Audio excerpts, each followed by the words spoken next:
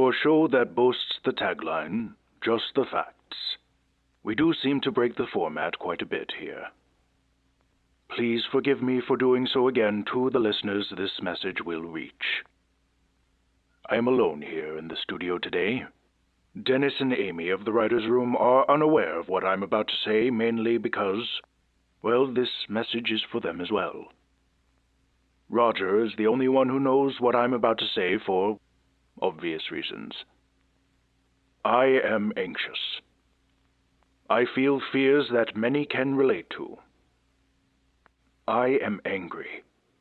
And this past week I had almost given up on America the Beautiful. The past 4 years leading up to the past year, leading up to November 2020, have been a hellscape for some, a utopia of free and hateful expression for others, and more of the same for our more marginalized citizens. Tensions are seemingly at an all-time high.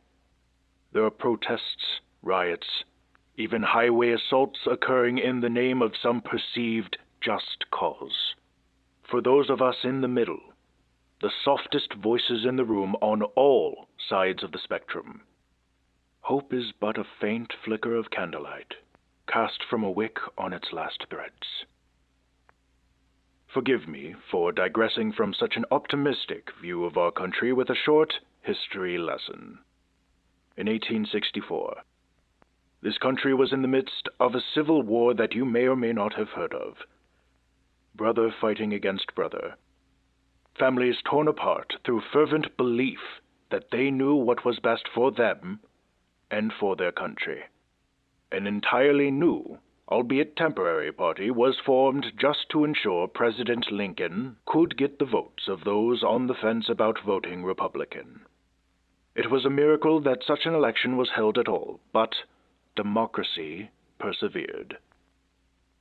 In 1918, amidst our involvement in the First World War and, if you could believe it, a deadly pandemic, this country ran a midterm election which proved vital to the women's suffrage movement. Women gained the right to vote in 3 more states. The strong wind needed to feed the wave which led to the passing of the 19th Amendment the following year.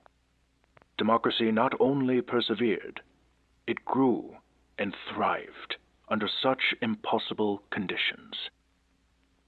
We persevered and voted through a depression, a Second World War, a nationwide fear of communist invasion. We saw great change for civil rights, and we saw citizens who were ready to say, enough is enough, when they witnessed their fellow man being mistreated or sent into a war they didn't believe in. We have been attacked, broken, pulled apart, and brought together again numerous times, and in utter defiance of physics and history come out the other side stronger. It is hard to see any of these perspectives, since many of us have only lived through a few of such times in our history, thus making it easy to throw in the proverbial towel. But I implore all of you, do not give up. Do not grow complacent. This is the time we will tell our future generations about while they fight their great battles in the name of science and morality. Whether huddled together around a burn barrel or sitting in front of a holographic fireplace that has yet to be invented, we will be telling of this time with the strong, warm glow of hope on our faces. Thank you so much for listening. We will see each other again on the other side of this. Good night.